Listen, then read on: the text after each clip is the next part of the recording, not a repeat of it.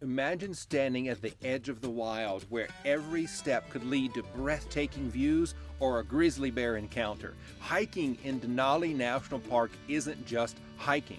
It's a test of courage, endurance, and discovery. But here's the catch. Are you prepared for its untamed beauty and the excitement that's around every corner? Join Living My Alaska and we'll show you the trails, the tips, and the thrills that come with hiking Denali National Park and what makes it an unforgettable adventure. It's a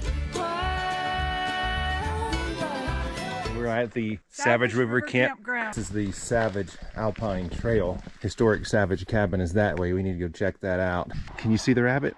That's a snowshoe hare with his spring and summer coat. Dawn is trying to sneak up and get a better photo. So Dawn is creeping around the other side and he's got his backside to Dawn. So she might get lucky because he's more worried about me. Oh, he spots her. One of the lessons about spotting wildlife in Alaska is to just be patient. Go slow, and you'll be amazed at what your eye will catch if you just go slow enough and look around and be patient. The wildlife will show up. It's here.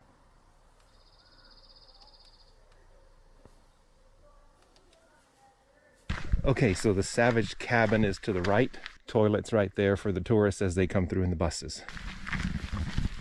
Savage Loop Trail near the Savage River Campground, Denali National Park, has some fantastic historical plaques. This is a historical trail with an old homesteader's cabin. Technically not a homesteader's cabin, it's the trapper's cabin. That's the word I'm looking for. And it shows what life was like in 1922 in this area. So many of these plaques, it appears they have access to journals of some of the people that were working here back in the 20s. And so many of these plaques have the journal of what's actually was happening during that time and what they were living through. And it's quite incredible to see. This is one of the original ranger cabins built in the early part of the 1900s, right around 1917, 1920. And this can be found on the Savage River Loop across from the Savage River Campground in Denali National Park. I'd love to share with you how this was built.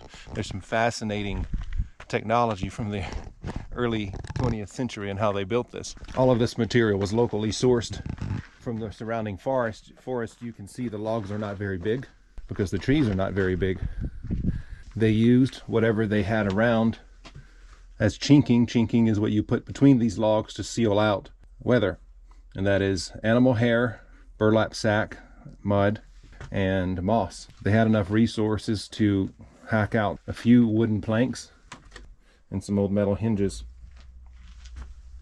and it looks a lot like it would have looked in the 1920s. They often burn these logs. Burning the logs changes the wood structure and gives it a more durable finish to resist weather. There's something else you guys need to see on the side of this house.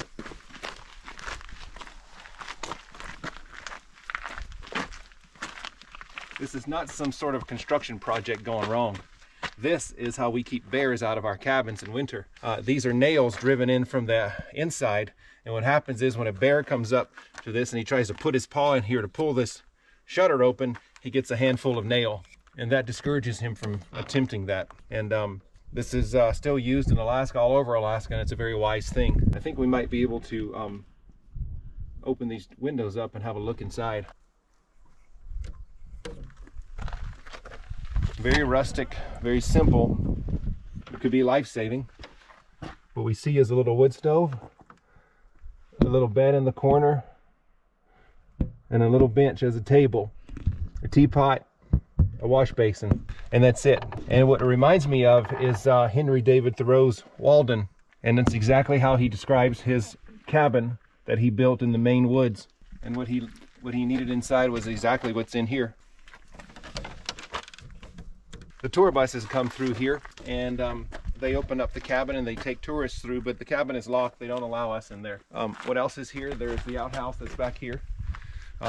They frequently built outhouses, but they never built them too close to the cabin because that's unsanitary. So they built the outhouse far enough away from the cabin that you don't smell it and it's not a sanitary risk. And what's really neat over here is his old dog houses. And this is where the dogs slept. There's a reason he built it here. So you may have, I don't know, 5, 8, 10 feet of snow here, and what he did was he put it under this spruce tree because spruce trees shed the snow out like this, and so this dog cabin for the dog will not be buried under 10 feet of snow, and it'll help the dog go in and out without having to dig a hole and into a cave. So they were very smart. Everything they did was very deliberate and researched and efficient. We're about to head up the Savage Alpine Trail. It's 4 miles back to the Savage River from here. We probably won't do the whole thing because it goes over a very high peak, but we want to share with you how far we go, and this is what it looks like. So I want to point out the trail is open today, but there are some days it is not open due to bear danger. So we should be safe today, but we still have our bear spray just in case. Hold that just in case, because it says bear feeding on a kill may become agitated and aggressive, just the area is close. Yeah, so that means the bears have killed something like a caribou or a baby moose and they're eating it, and you don't want to be around. Even something more grumpy than me over a plate of food is a bear. We should be safe. They tell you we should be at least 75 feet away from a caribou and 900 feet from a bear. That's really funny, but because a bear can cross 900 feet way quicker than you can imagine. For all of you wanting to do this, this is where we are. This is where we're headed. This is where we're camping. Okay, let's go. We're on the Savage Loop Trail, and you can see the cottonwood trees. Cottonwood trees always grow by water, and this is one of our favorite spots on this trail. It's such a scenic spot, and it's so pretty with the sound of the water running through it. If you ever come here and want to spot wildlife on the side of the mountain, here's like a little bit of a pro tip. On the brown part of that mountain in the distance is where you'd likely see caribou in the thicker brush, and likely moose. Higher up, just before you see the rocks, and at the top of that lowest hill you might see sheep, and at the very top up there where there's still snow and it's nothing but rocks and pointed peaks, that's most likely where you'll spot mountain goats. And down in here is where you're likely to see a hungry grizzly bear. Looking for a girl in a blue shirt. Oh my god, he scared us both. That is a ptarmigan, and he is so pretty. We almost stepped on him. Let me get down there with him. He's kind of afraid of me. Don't be afraid, little ptarmigan. Everyone, that is a ptarmigan, ubiquitous all over Alaska in the high country. In the winter, they turn white, and in the summer, they've got this gorgeous golden, brown, and black plumage. His feet are covered in feathers to keep him warm in the winter, because they live basically on the snow. He's probably looking for his girlfriend, and he's not happy about me being here. Another day in the life of living my Alaska Denali National Park.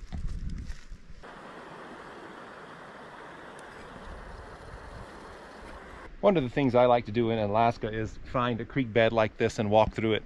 You never know what types of prints you'll find, anywhere from bears to moose to other human footprints.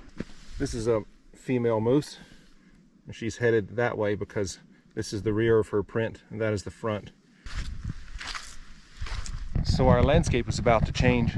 As we gain altitude, you can see we are in spruce forest, and as we go higher, we're going to get above the tree line here shortly into that alpine meadow. Let's see what this big print is right here. Oh, that's more moose. The moose love to eat these willows, and as you can see, all of the tops of these willows are cut off. It looks like Dawn is taking video and photos of something. Let's go see what she has. My wife loves wild animals. Everyone she sees, she wants to make her best friend. She's like Snow White and all the little birds in the Disney movies. She's actually trying to sing to him now in hopes that he'll come out of the bushes. Is he in there? He's in there. I hear you calling to him. Trying. We're good. No, I don't see him. He's right there. Gosh, they camouflage so well. Oh, I see him in there. He's hiding from us. He doesn't like us very much. Okay, everyone, we're gonna let Mr. Ptarmigan do his best life today in Denali National Park. We're gonna head on up the trail. What is that? I'm kind of Touch it. scat. I will not. Man, it's full of hair, and it's brown like it's moose hair. Oh, that definitely looks like a wolf right there. If anybody knows what kind of scat that is, please put it in the comments and let me know. I'm guessing it's wolf, but it could be bear. This is a wonderful trail, and we're so happy to share with you. We use our camper van, we use fancy cameras, really great binoculars, but it's not about any of those things. What it's about is this. Those are just the tools that bring us to this experience, and that's why we do this, is to share this with you. And any tool we can find that helps us improve the quality of this event, we use. So if you have some favorite tools that we don't have yet, better shoes, better clothing, better binoculars, let me know what you like to use. Maybe I'll use it on a future show and take your advice. All right, as you can see, I'm huffing and puffing. Been sitting around all winter. That's not a good thing to do. Here's another marking on a tree, and we have to assume this is moose that eat the bark in late winter. Little cottonwood forest there. Absolutely charming. What's notable here is we are about to leave the forest areas. I suppose this is considered boreal forest. The trees are stunted because of the severe winters here and basically poor soil. It's rock and sand. But we're about to come out of that forest and into the highlands. And this is considered to be up there would be the alpine section. This is a good place to take out the binoculars and just stand here for a little while. Not only admire the beauty of the place, but see what you can spot in the bushes. If I find anything, I'll let you know.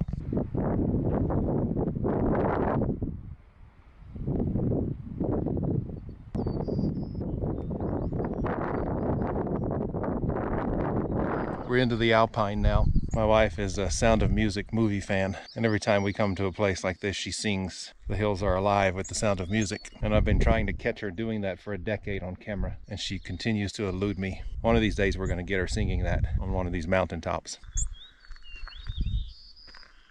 Back this way is the Savage River and the Savage River campground. The Savage River flows through that basin right out there. Mount McKinley, also known as Denali, is out here somewhere, but we cannot see it because of the clouds.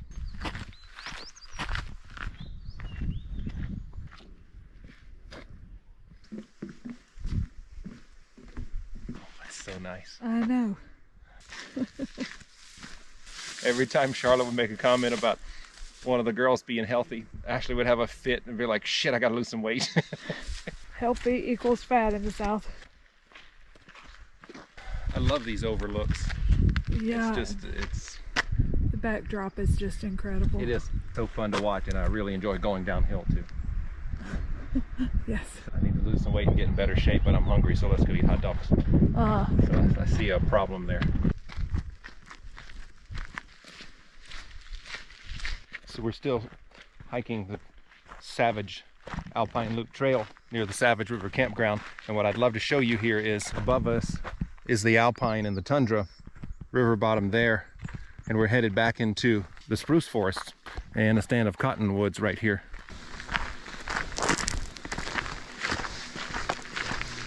Well, we spotted our first bear in Denali National Park. Yes. Ferocious and scary. I'm not sure why she's hauling her teddy bear out here. Maybe, like Dawn said, maybe it's something emotional, maybe it's a memento, someone she's lost. I didn't want to stop and ask her. It's none of my business. But we can say we saw a bear. Denali National Park, you spot all sorts of wildlife, some more curious than others. All right, I'm tired and I'm hungry. Let's go. What in the world is that? So it's a burl. Just sit on it. I will not tell you what it looks like. Let me demonstrate what I think it looks like. No. In the 21st century, I can identify however I want. Yes. Yes, Or, you can. Okay, I can be a switch. I can identify this way too. Oh. Don't get. We wish. Don't. You wish. Get your mind out of the gutter. This is a beautiful piece of wood that could be turned into a decorative artwork in our home. Yes. It won't be, but it could be. Oh, shame on you. Okay, this is the Savage River campground in Denali National Park, and we have a favorite spot that is at the back of the campground. Not much running water here. It's just vault toilets that look like that. There's no power for your RV here, so you're boondocking it. So we'll go straight and see if our favorite spot is open. Is this it here to the right? Is this one? Okay, I think we've made it. Savage River campground. We found a spot. We're gonna go make it our own, claim our spot.